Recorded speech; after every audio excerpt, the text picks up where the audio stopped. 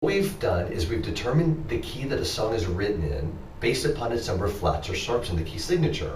All right, so let's take an example. All right, 5 lines in the treble clef, 5 lines in the bass clef, connected with a bar line and a bracket. There's your treble, there's your bass. All right, so we've got one sharp in the song, so that sharp would be? An F. You got it, and this is written in the key of?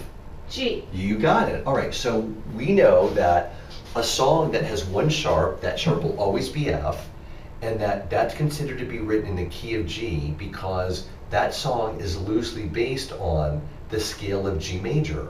In other words, if I play G major scale, it has exactly one sharp in its progression, and that one sharp is F sharp. If we have two sharps, those two sharps would be F and C, and that would be written in the key of D major. That's just a fancy way of saying that this song is loosely based on the scale of D major.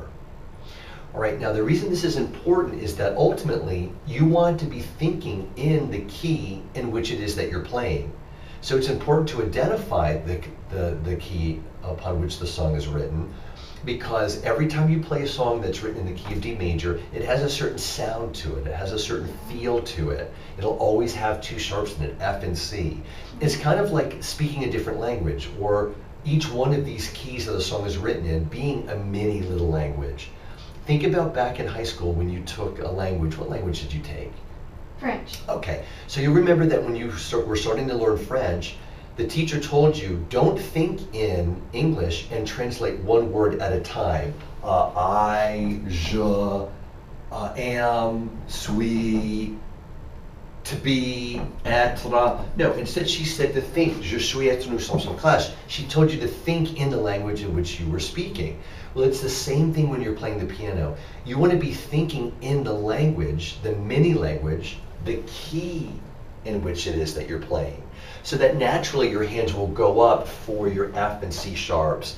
You'll be hearing a certain sound when you're playing all songs that are written in the key of D major. Just like French has a much different sound than Italian, Italian has a different sound than Japanese.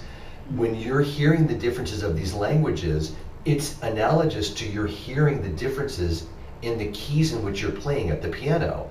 So when I hear a song that's written in the key of D major, it sounds and feels different than the key of F major or the key of G major. So it's important for us to determine the key in which a song is written, first of all, so we can start to develop the differences in the sound of those songs.